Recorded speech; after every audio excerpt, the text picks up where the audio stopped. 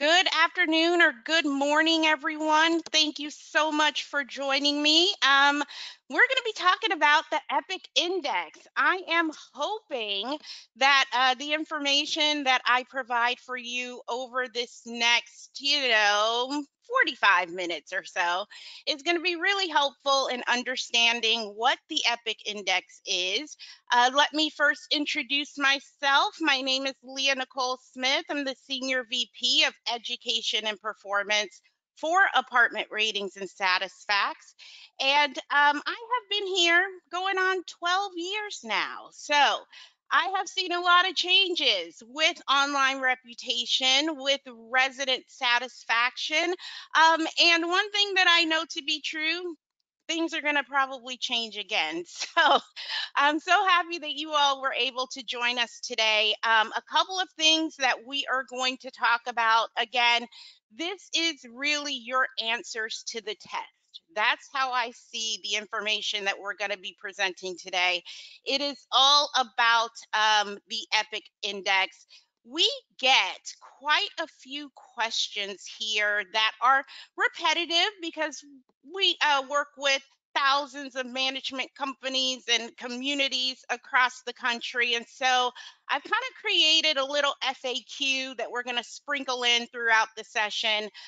Again, as I said, this is your answers to the test. We are going to break down not only the epIQ Index, but I'm going to give you guys the formula for how the epIQ Index is calculated. And once you know the formula, it is going to be super easy for you to identify your main area of improvement.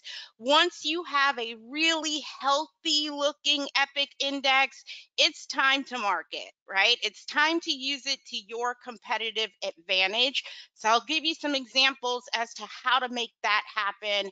And we love a good celebration around here at Apartment Ratings and SatisFacts. And so there are multiple opportunities throughout the year for you all to celebrate your hard work and your resident sort of recognition, recognizing the fact that things are going really well on site.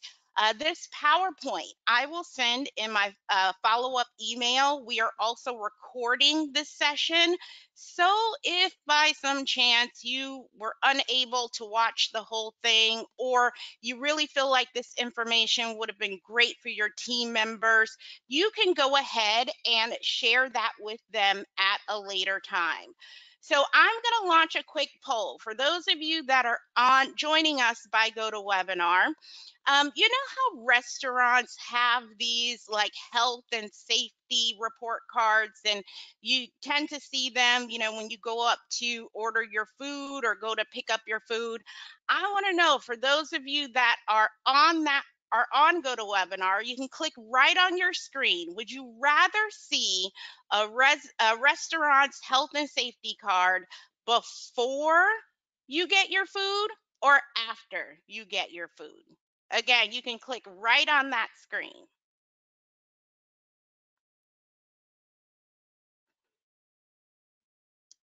All right, things are coming in, coming in. Let's see, I'm going to go ahead and close out this poll in just a second. I want to get to 75% of the audience voting. Again, would you rather see the health and safety card before you get your food or after you get your food? And we are getting down to that 75%. So I'm going to do a quick 3, 2, 1. Let's close this out. Now, not surprising, majority of you who are on the call want to see if that restaurant has a C grade or if the restaurant has an A grade. Those in the 7%, I think you might be of the mind, like sort of like ignorance is bliss, right? You just kind of never know. So, I don't want to know what's happening, but the majority want to know ahead of time exactly what they're getting themselves into. That is exactly what our epIQ Index is. It is an opportunity for your prospects to get a heads up as to what life is like and what performance is looking like at the community. So the EPIC Index, some things that we love about the EPIC Index, and I will say this, the index was designed with the feedback of actual apartment renters. We didn't just sort of make this stuff up. We gathered feedback over years of feedback from renters to really design a metric that made sense to them and something that they could understand. So it is a single performance metric. There's one number, one grade, and what that does is it levels the playing field for all management companies and all communities that have a presence on apartment ratings. It is really, truly apples to apples when you're looking at the EPIC Index, because the data that goes into the EPIC Index is verified, and it's only data that's coming from apartment ratings or SatisFacts. The reason that we decided to solely focus on those two data points is because we own it. We own the information. We know the residents and prospects that we're surveying. We know that that they have toured or they have lived at the community or currently live at the community. We don't really want to muddy the waters by pulling in data from unverified sources or sources that we just kind of don't know where that information came from, right? And when you are pulling data or scraping data from outside sources, there's no guarantee that you're getting 100% of it. And so again, if we're getting 100% of one community's data, but only 50% from another community's data, that is only, again, it's not that apples to apples. This really truly is the most authentic and actionable metric because the formulas are laid bare. Again, I'm going to give you all the answers to the test today. We are not hiding anything when it comes to the EPIC Index. And the EPIC Index, one of the things that I really like about it is that it's based on a rolling 365-day period. So 365 days, 12 months, right? That for renters is the kind of solid, level of information. They don't want reviews that are 5 years old, right? Reviews that are even 2 years old hold no weight when they're trying to make a decision in terms of where to live. 12 months is a good safety zone for renters because they really feel like if someone wrote a review this time last year, chances are they are pretty much still a resident or the management team is pretty much still in place. Not a whole lot of shakeup has happened. So they really feel like they can trust that sort of 12 months. And with that, every day is a new day to improve your EPIC Index. It is subject to change at any time. So I think that is, again, pretty exciting that this EPIC Index is a dynamic number. Now, you may not have an EPIC Index or an EPIC grade as of right now. If you log in to apartment ratings or you go to apartment ratings or log into Exchange and you see that you're a community that has an NA, or if you're at the corporate level and you have communities within your portfolio that are at an NA, your grade will start, your letter grade, your index will start when you receive your first review on apartment ratings. So the reviews themselves kind of kickstart your EPIC Index. Okay, so just in case you're at an NA or you take over a community and they've never had an EPIC grade before, the NAs, I really like them. These are the ones where it's super simple to move up with the EPIC Index because you're a blank slate right now. So it's okay if you are an NA.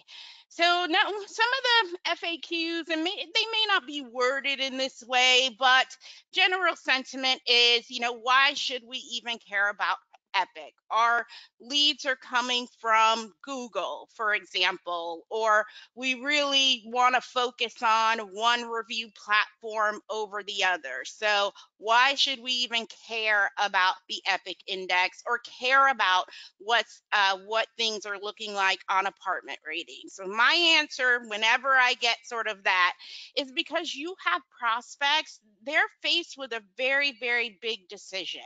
And we now know that there are more options available to prospects than ever before. You have single family homes, you have laxed, credit criteria, where, maybe in the past they would not have been able to get approved for an apartment home. We have communities and management companies now that are accepting guarantors where they've never maybe didn't do that in the past, or being a little bit more lenient on security deposits or a security deposit alternative. So you really have prospects out there that have options, right? So when you have prospects that are looking at multiple places, this is sort of the renter journey. And this is something that we talk to our clients about all the time. Someone's looking for an apartment home, they are going to do a generic search, right? Anything that they can find online, one bedroom apartment in Atlanta, cheap one bedroom apartment in Atlanta. At that stage, they're just sort of, it's like sitting down at a library or sitting down, behind your computer and doing just online sort of, research and gathering information. Based on the things that they find online, they're going to narrow down their list. And when they're ready to take action, that list looks about half. So, based on that action that they take, an email, a phone call, they may decide to visit. Again, we're cutting it in half. And after all of this effort, they're only going to pick one community. They're looking at 25, but it really comes down to just one. And when they are in that research phase, that's when your online reviews are going to be really important, your online presence, because if it's not up to par, and the par is what the prospect says it is, right? If it's not up to par, you won't even make it out of that research phase. You won't even get to the contact phase. And you really, really for sure are not going to be that one community that they end up with. So knowing that it's competitive. A prospect has more options than ever before. These online reviews, your online presence, and dare I say, your Epic Index could all be contributing to whether or not you make it out of the first stage of their journey.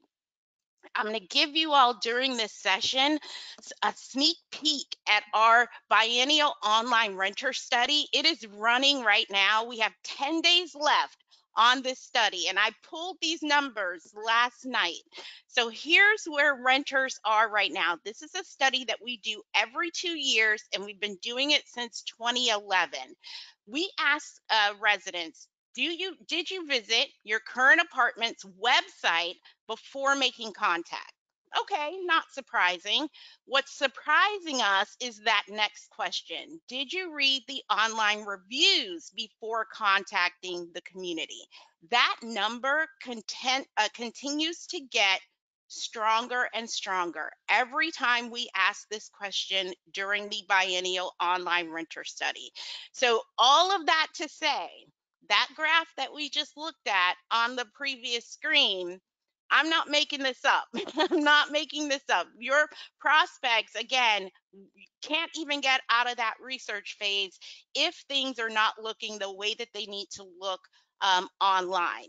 So, your EPIC index, here's where we are going to start breaking this thing down. And if you joined late, I will send out, or I'm sorry, my marketing team will send out our marketing team will send out a follow-up email with this PowerPoint and the recording of the session. So the EPIC index, this is what it looks like when you log into Exchange and you click on epIQ report on the left side rail. There are 4 components that make up the epIQ index. The first one is renter rating. We consider this to be the overall sentiment. So based on the crowd of residents that have participated, written a review or participated in a survey over the last 365 days of the year, what's the crowd, right? What's the wisdom that they're sharing in regards to how they're feeling? The review count is the second component, and this really is evidence of value. Your residents have experienced enough interactions, enough, uh, you know, uh, any element that has to do with an apartment living experience, enough, conversations with you, enough work orders, whatever, to the point where they're willing to now talk about their experience. It is very, very difficult to get a resident with an average type of experience to write you a review, especially if that's the only experience that they've had, right? So your residents not only need to have a great experience, they need consistency over those experiences as well in order to be able to write a review. The second and the third, we really do equate this to the perception of customer service, and that's review engagement, so responding to reviews, and reply time, the how quickly those reviews are being responded to. The reason that these two work themselves into being the perception of customer service, think about that chart from the very beginning. When a prospect is in the research phase, they have not made contact at all with the community. They're just gathering information. So because they have not made any contact, they don't know how nice your community is, how professional your teams are. They really don't have a clue as to how well you're performing in that area. So the responses, the quality of the responses, the timeliness of the responses build that perception for them. It fills in the blanks for them. I'm going to show you some data when we get to that section that backs that up as well. The epIQ index is weighted. Each component carries a different weight because each component matters in a different way to renters who are looking for a new home. The renter rating is 40%. The review count is 30%. Engagement is 20 and reply time is 10. So 70% of your epIQ index answers this question for prospects. Does the management team consistently deliver an elevated customer experience to its residents? That's 70% of your epIQ index. The other 30%, the question that your prospects are able to get answered is, does the management team perform with a sense of urgency when addressing the needs of its residents? Because that engagement and reply time, again, makes the prospect feel, if I have a problem, I have a concern, will they help me and how quickly will they help me? So 70 and 30, that's how you kind of want to read the numbers. Your renter rating is could be comprised of 2 different types of data, whether that's data that's coming from apartment ratings or data that's coming from SatisFacts. That's how, again, we're calculating the renter rating because we know where this data, who's been participating, who's been invited, what are they grading you on. That's why, again, this renter rating is just based on our data. So when you're looking at this renter rating, the calculation, I was trying to figure out the easiest way to explain the calculation. I think I've done it, but if you have any questions, feel free to put them in the questions box. I'll address them as much as I can with the time that we have left. So the renter rating component for your apartment ratings reviews, when someone writes you a review, we first ask them to rate 6 different parts of their experience. So noise, maintenance, neighborhood, safety, grounds, and office staff. Each one of those categories is worth 5 stars. Okay, each one is worth 5 stars. So when you are adding to your renter rating component of the epIQ index, we literally count every single star that is given to you on an apartment ratings review. So we don't take the 4.5 here and the 3.0 there and divide it by 2. That's not how we get your renter rating. We literally count every single star. So in this example, noise, 4 stars, maintenance, 5, neighborhood, 5, safety, 4, grounds, 5, and then the office, 4 stars. The total of that is 27. So how you actually get the 4.5 that you see at the top of a review is the 27 divided by 6. So 27 stars divided by 6 categories, that's where that 4.5 actually comes from. But for your renter rating, every review is worth 30 stars. However many you get is all dependent upon your performance and its impact that it has on the resident's experience. For the SatisFacts surveys, each rating scale question that we ask on a SatisFacts survey is worth 5 stars, and we follow the exact same formula. We add up all the stars. So, for example, this survey here, which is a pre-renewal survey, has 33 stars. It was given 33 stars. There's 7 rating scale questions. If we divided that up, that's how we get the overall score of a 4.17. So again, for the SatisFacts surveys, we don't take your, 4.5, 2.5, 1.0 and divide it by 3. We are literally counting, and not us literally counting, but our computer is literally counting every single star that is up for grabs when you are looking at your renter rating. So when you think about the data that goes into the renter rating, having apartment ratings, that's worth 30 stars. Your SatisFacts surveys, depending on the number of rating scale questions, each one is worth 5 stars a piece.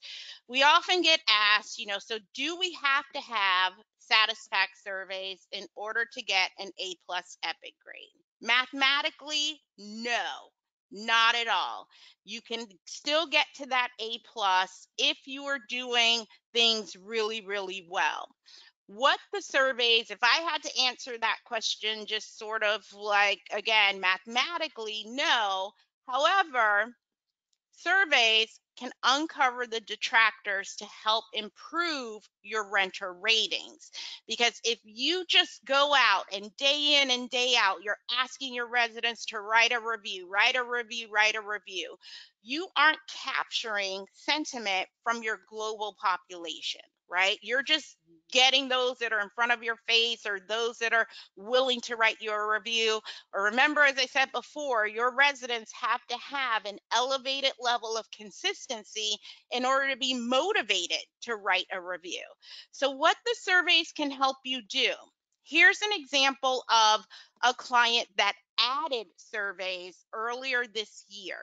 So that's why you see that orangey yellow, that yellowish orangey line, which is the SatisFacts score. It was flatlined. It was NA all the way until December 2022. And then in January, when they added it, that line shot up. That orangey yellow line shot up.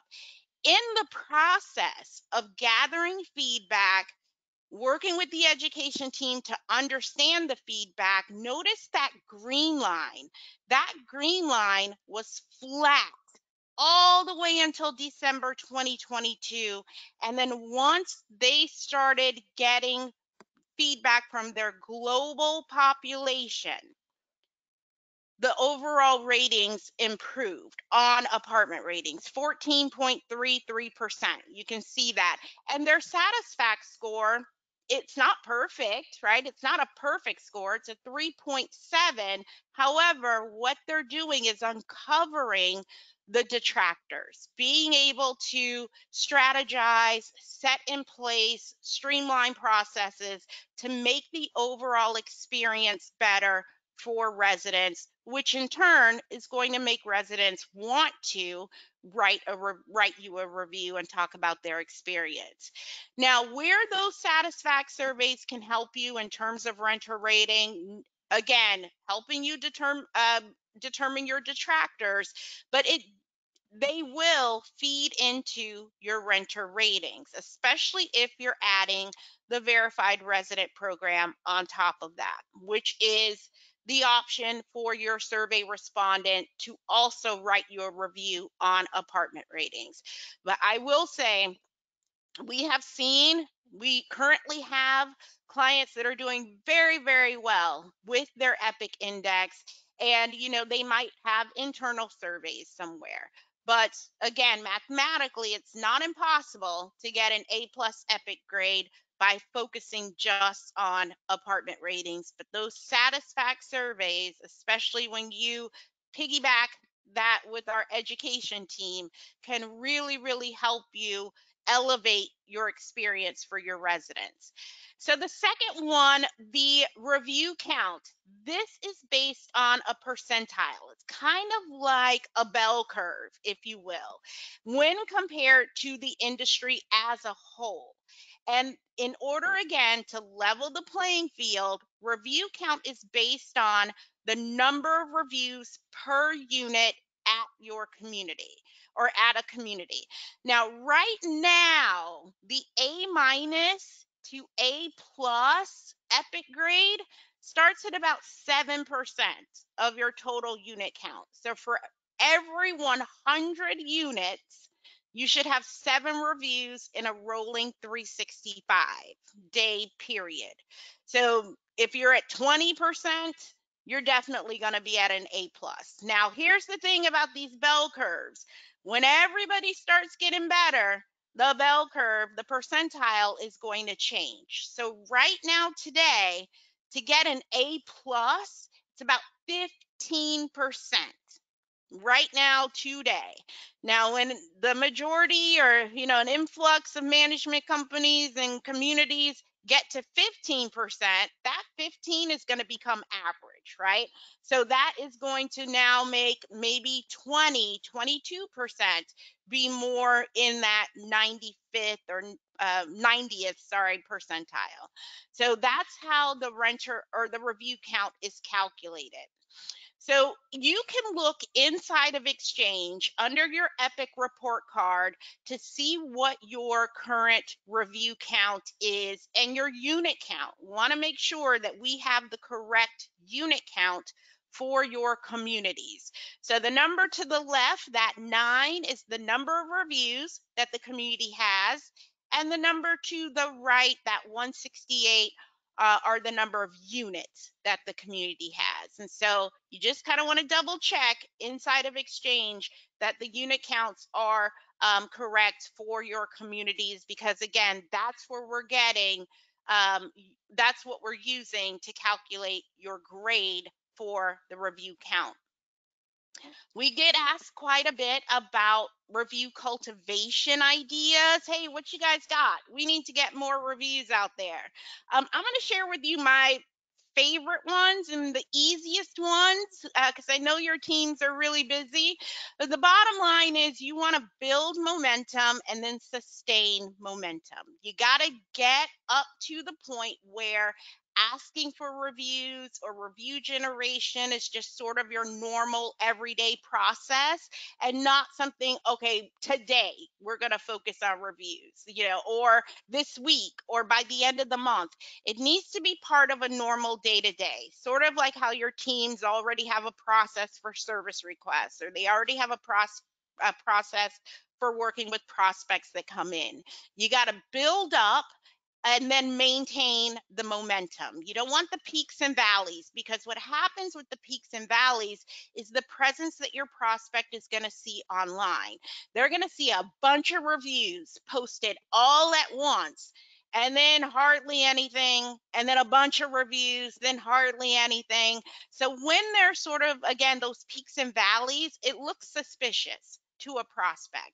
And again, the whole goal is to get your community out of that research phase. So we got to make it out of that first part of their journey. So you don't want anything to look sort of out of whack. You want to avoid spikes in your activity. Again, today or this month, we're going to focus on, just getting a bunch of reviews on Google or a bunch of reviews on apartment ratings. It doesn't matter where you get those reviews. If they're all hitting one platform at the same time, it's going to create an alert. So, review platforms all have authentication systems where it's like, uh-oh, this activity looks a little out of norm. What's going on? Depending on the platform, you could just get shut down right then and there, or your reviews will be deleted, or an alert will be put up. It just depends. So, in order to avoid any of that, you want to build the momentum. Create a plan to where your rise to up to 15% or up to 20% seems natural. It's normal. It doesn't look like you're trying to get from 2% to 15% in 30 days. Maintain that steady flow of reviews. This is what you want it to look like. Some months are going to be better than others, but you don't want them to be significantly better or significantly worse. Just keep a steady momentum. Again, I'm going to send this PowerPoint in my follow-up email, but you really want a good mix of reviews. You want your prospects to get stories from a variety of different people. You want them to get them from people that used to live at your community, believe it or not. You want current residents, you want prospects. So I'm going to make sure that I kind of give you some ideas, some strategies for how to approach former residents to write you a review, your current residents, your prospects, all of that is in there. Best time to ask a prospect is not after the tour. The best time to ask the prospect is when their application has been approved. Because think about the stories that an approved applicant is going to say, as opposed to a story that someone who took a tour is going to say. Someone who's approved, they're going to be talking about they can't wait to move in. Or it was super easy. I heard back about my application within 24 hours. Those are the kind of stories that move the next prospect to action. And remember, social proof, those review counts, the stories in and of themselves are the triggers that's going to make someone feel like, okay, this is a pretty good bet for me. I'm going to keep this on my short list. The verified prospect and verified resident review program, these are attached to the SatisFacts surveys. So after a SatisFacts unclosed traffic survey, we ask your prospects if they'd be willing to write you a review. And after our move-in, work order, and pre-renewal SatisFacts surveys, we ask those residents if they would be willing to write you a review. This is another great way to get a variety of different reviews all across the residents and prospects that your teams interact with. You want to avoid deceptive review practices. I know if you've ever been on any kind of training with me or ever been to any conference that I've spoken at, this is one of the things that's always in my online reputation sessions. And it's really because of what has happened over the past 2-3 years with the FTC and the Department of Justice when it comes to consumers and online reviews. So deceptive practices, fake reviews, incentivized reviews, reviews that don't have, firsthand knowledge, or, you're paying someone to write you a review. We've seen a lot of rulings, pretty significant, coming down the pike from the FTC, also the Department of Justice. I mean, millions of dollars in fines. They are especially looking at reviews for multifamily because of the need that's out there for people to find reputable homes, and the amount of money that people spend on rent throughout the year. And the Department of Justice actually won a judgment that included jail time.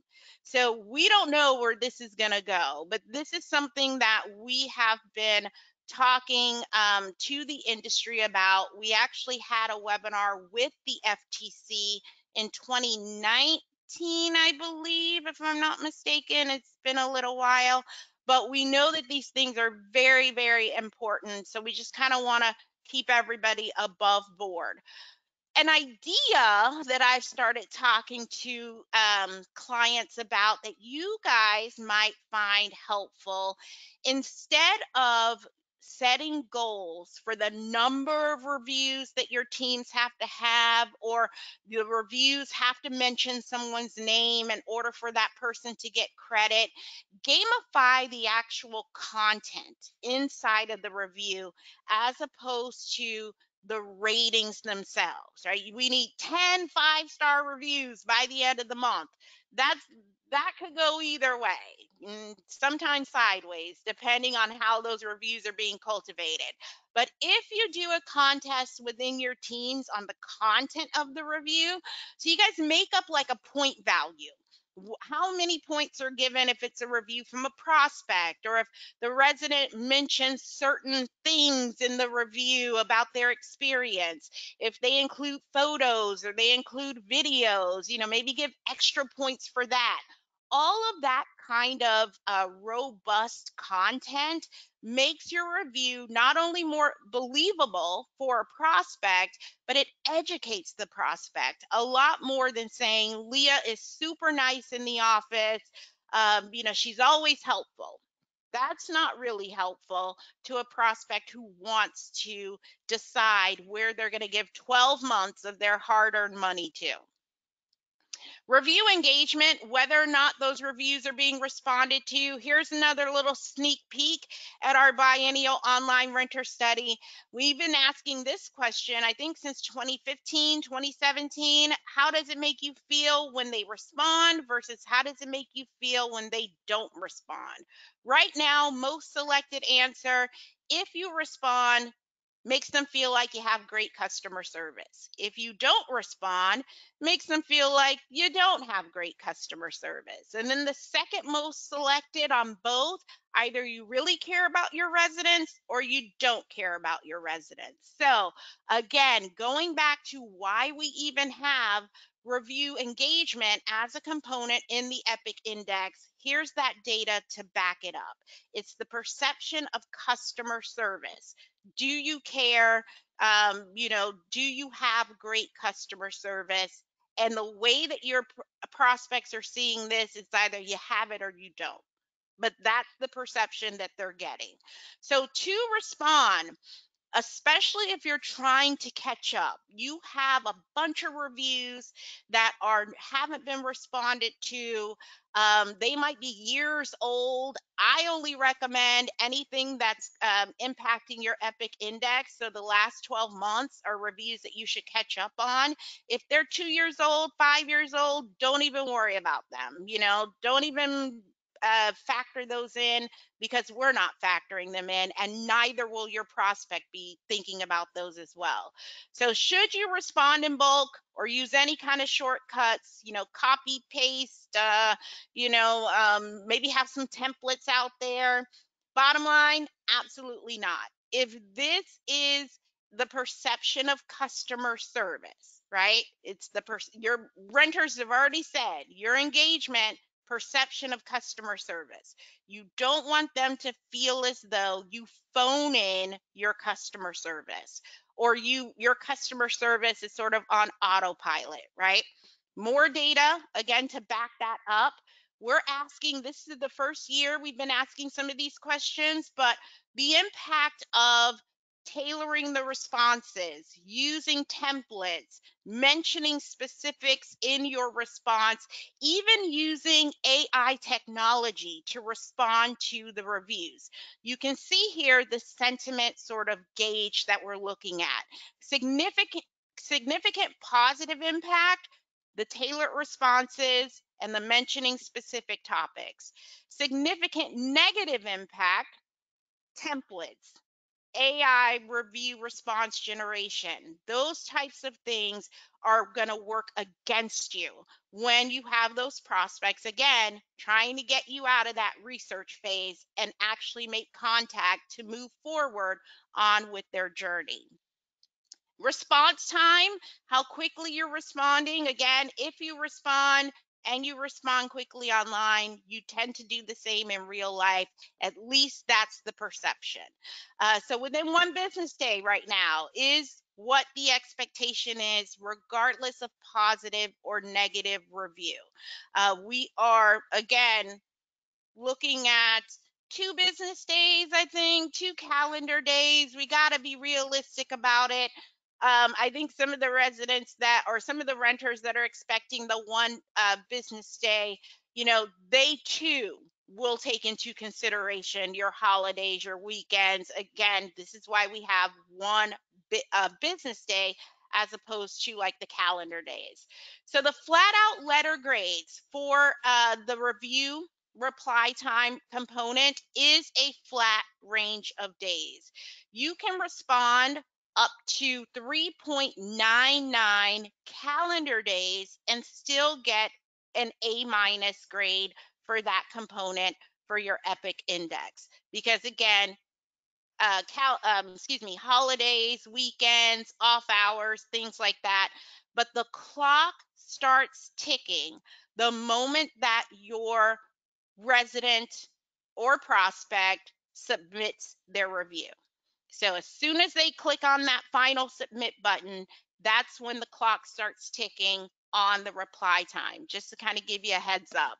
Which again, if you're busy, if your teams maybe don't like responding to reviews, if maybe you're trying to have just one person at your corporate office respond to the reviews, looking at a third party service might be an option for you.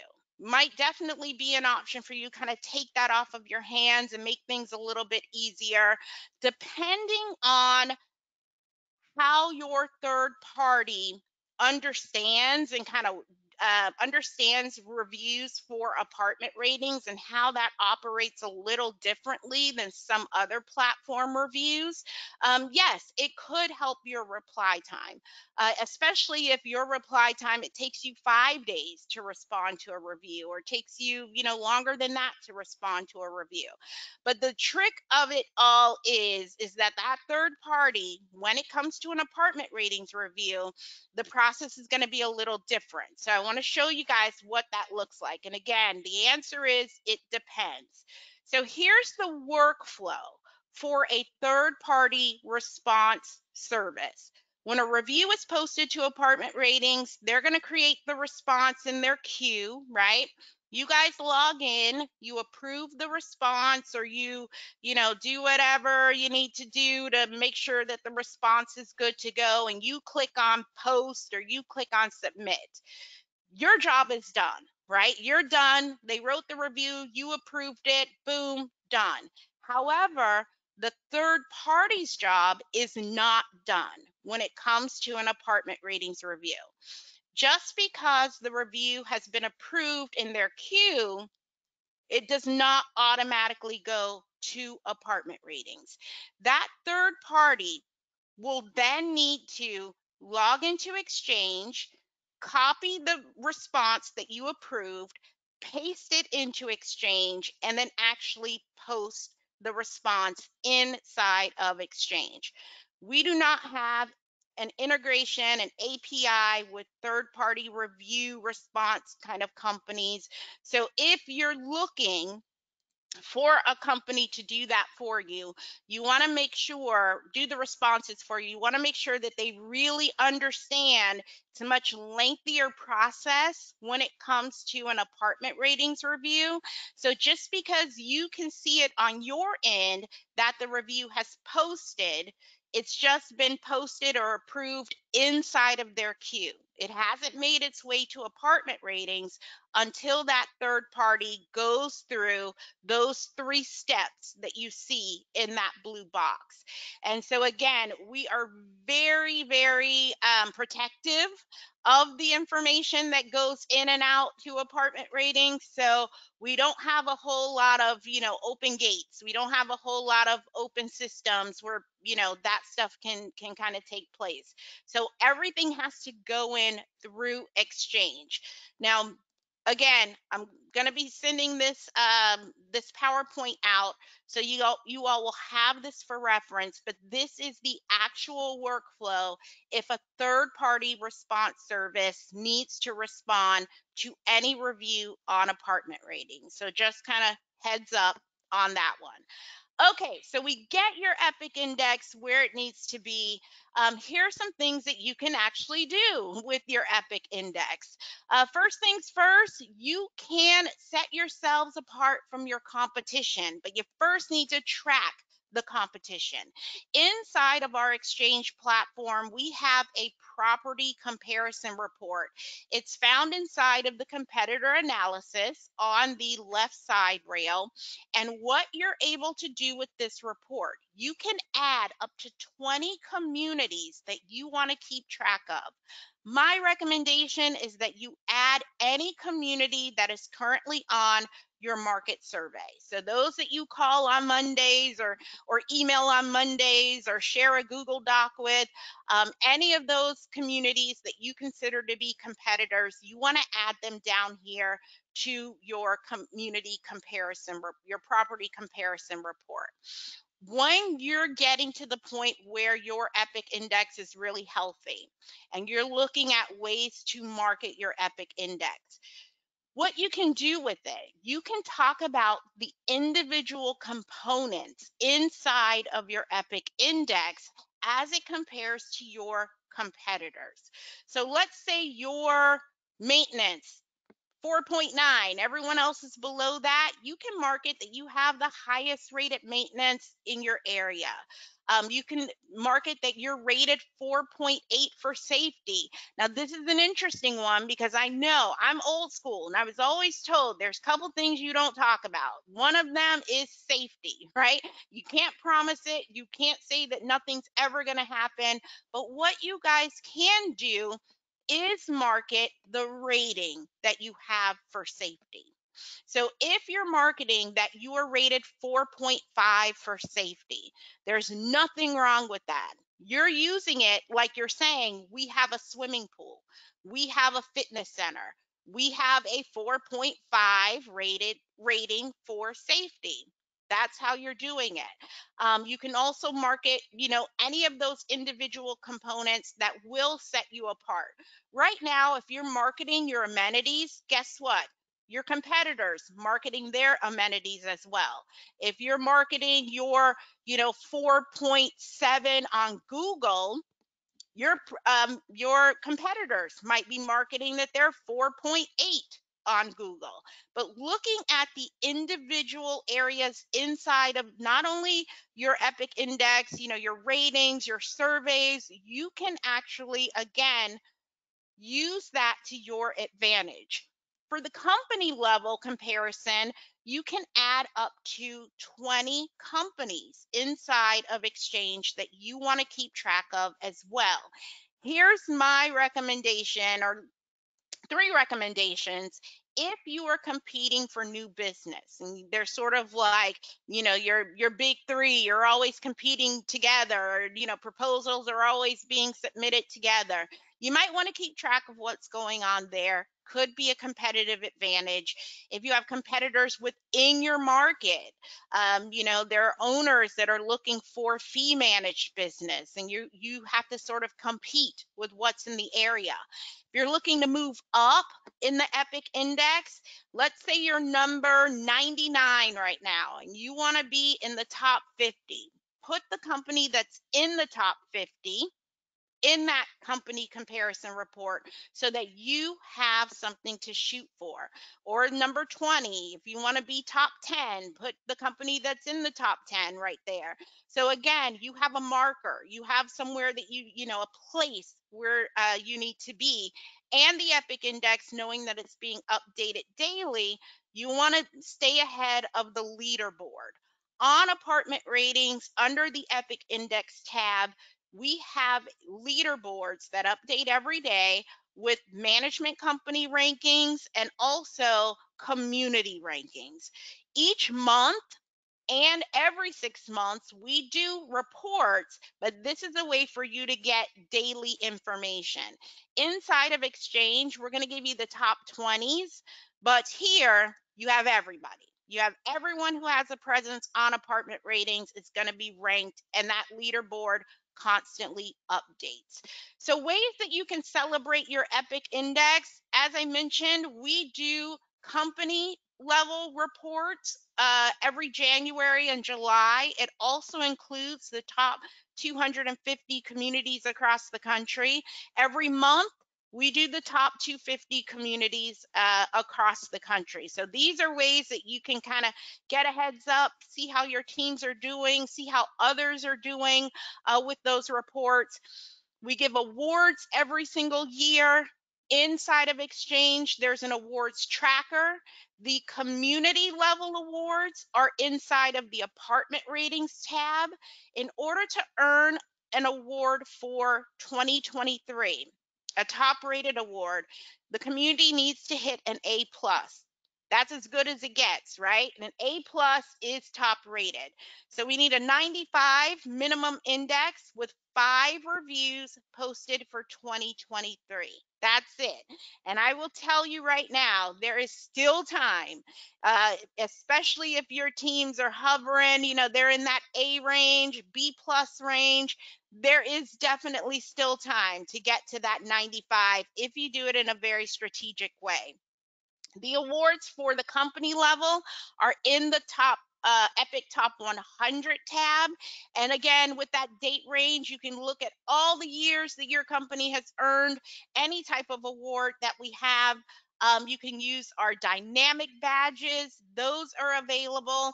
I love this dynamic badge because it will change as your EPIC index changes. I have an example of one of our clients that uses this badge on their site. It's Legend Management Company out of Virginia.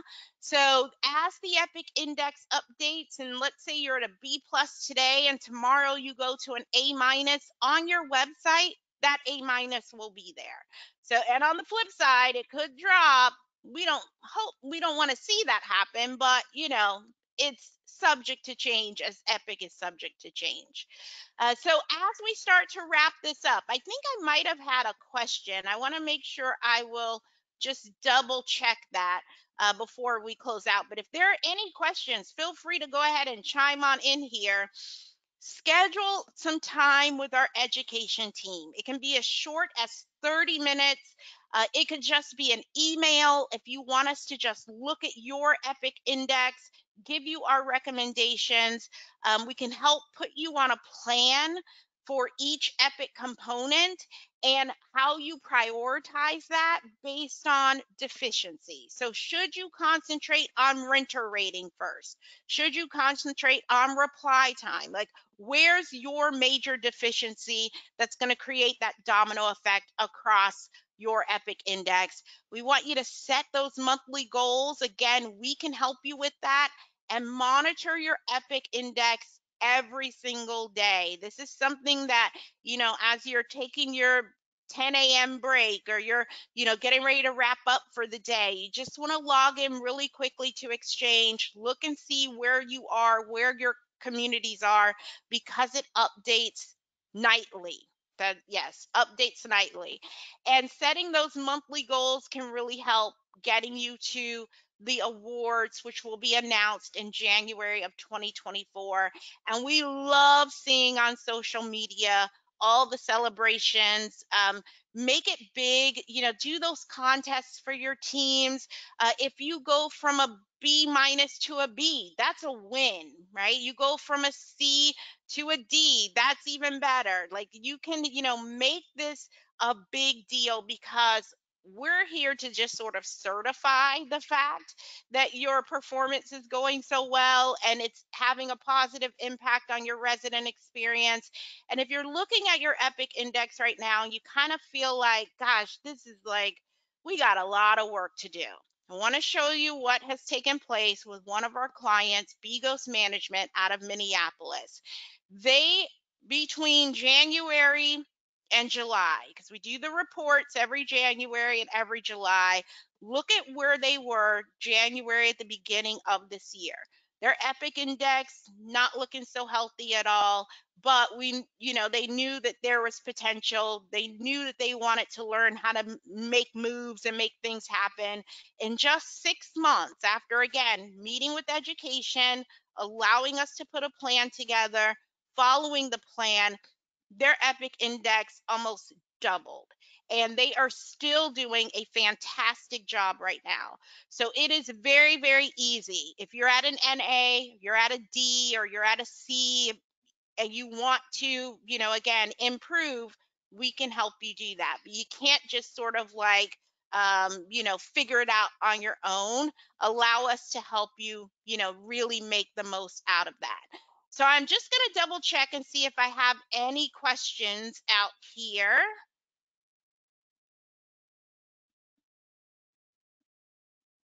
Let me see. Okay, I'm not seeing any questions. All right, everybody. Well, I hope the information was helpful. Thank you so, so much for your time today. We're almost at the weekend, so have a great rest of your day, and even better weekend, everyone. And we will be in touch shortly. Take care, everybody. Goodbye.